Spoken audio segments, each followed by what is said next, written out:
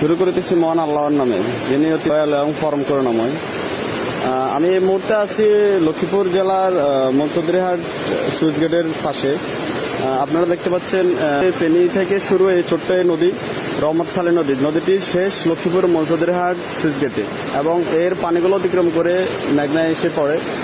মেঘনায় এই মুহূর্তে বাটা চলতেছে, পুরোপুরি বাটা টান দিয়েছে এবং এখানে সুইচ গেটের সবগুলো গেট খুলে দেওয়া হয়েছে এবং লক্ষ্মীপুর জেলা এবং ফেনীর যে পানিগুলো খুব দ্রুত গতিতে সুইচ গেটের নিচ দিয়ে মেঘনা এসে পড়তেছে। দেখতে পাচ্ছেন এখানে সবগুলো গেট খোলা এবং দ্রুত গতিতে পানিগুলো নামছে।